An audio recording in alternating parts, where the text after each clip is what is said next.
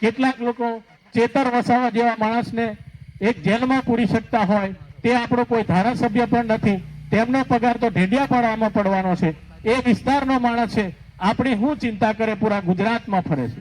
એના પરથી આપણે વિચાર કરવો જોઈએ કે ચેતરભાઈને જે જેલમાં રાખ્યા તે આજુબાજુ બે ગાંડાની હોડી હતી અને વચ્ચે એમને રાખવામાં આવ્યા। આવી પીડા આપવામાં આવે છે। આ પીડા તો અંગ્રેજો વખતે હતી, આજે લોકશાહી છે તો લોકશાહી જેવો અનુભવ આપણને થવો જોઈએ મિત્રો। અગર ના થાય તો આપણે બધા બેઠેલા છે એ માત્ર પ્રાણી રૂપમાં કહેવાય, આપણે સમજુ પ્રાણીમાં કે માનવ અવતારમાં નથી આવતા।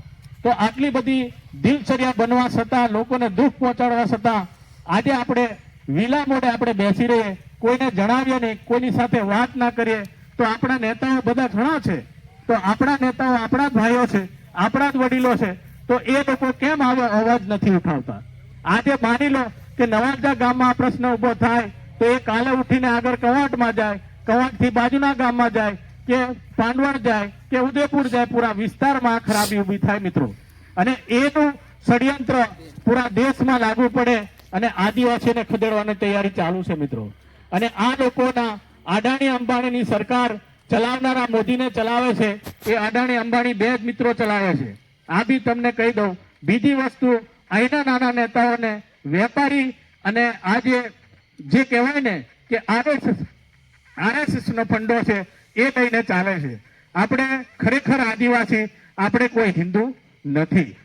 અને આપણે જ્યારે બાબા સાહેબ આંબેડકરે જ્યારે બી નિયમ કાનૂન બનાવ્યો ત્યારે એનો આખો પરિવાર આપણા ભલા માટે બધું આખું કુટુંબ સાફ થઈ ગયું। એનો દીકરો મરી ગયો ત્યારે પણ સંવિધાન બનાવતા ત્યારે પણ હાજર નહીં થયા, એમની ધર્મપત્ની મરી ગઈ ત્યારે પણ હાજર નહીં થયા, એના બીજા બાળકો પણ મરી ગયા, આખું જીવન સમાપ્ત કરી દીધું આપણા માટે। તો એવા મહાન જે નેતાઓ બની ગયા છે, ઇતિહાસકારો બની ગયા છે, તો તે આપણને સંવિધાન આપ્યું છે। એ સંવિધાનના આધારે જેમ નંગરસિંહભાઈ કીધું એમ અનુસૂચિ 5 અને 6 અને પેસા એક્ટ અગર લાગુ કર્યું હોત તો આપણે આ ભૂંગળા ફૂંકવાની જરૂર ના પડે। અમે કહીએ છીએ, ચેતરભાઈ સાથે છે, બધાને આહવાન કરે છે કે અમને અલગથી પ્રદેશ આપી દો।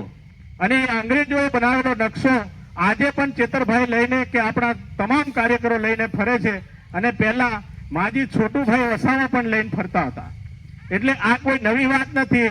જ્યારે પણ ભારત દેશ આઝાદ થયો અને અંગ્રેજ હતા ત્યારે આ નકશો બનેલો, અને એ ભીલ પ્રદેશ જે બન્યો છે એને ભીલિસ્તાન તરીકે લોકો એને માનતા હતા। એક ભીલિસ્તાનનો ઓળખ આપી અત્યારે ભીલ પ્રદેશ કહેવામાં આવે છે। તો આટલી મોટી કહાની છે અને આપણે ધરતીના માલિક છે, તો આપણે કોનો ડર? ન્યાય પણ આપણું, તંત્ર પણ આપણું, નેતા પણ આપણા જાતિના માણસો, આપણા જ ભાઈઓ હોય તો આપણે બીજે ભીખ માંગવા કે રાતે ભૂંગળા ફૂંકવાની જરૂર શું છે? તો એટલા માટે આ બાબતે આજે મને એક વાત એ દુઃખ થાય છે કે જમવાનો સમય છે ને તમે શાંતિથી બેઠા છે અમને સાંભળવા માટે, પણ આ બહુ ગંભીર પ્રશ્ન છે, આપણે વિચારવું પડશે। સરકારને ડુંગરો જોઈએ છે, ડુંગરની અંદર ખનીજો છે એ જુએ છે, 28 ગામોને ભગાડ્યા છે, હવે આપણો વારો ના આવે એના માટે આપણે જાગવું પણ જરૂરી છે। તો બસ હું વધારે નહીં કહેતા, જમવાનો સમય તમે છોડીને બેઠા છો તો અહીંયા હું મારી વાણીને વિરામ મૂકું છું। જય હિન્દ, જય ભારત, જય આદિવાસી।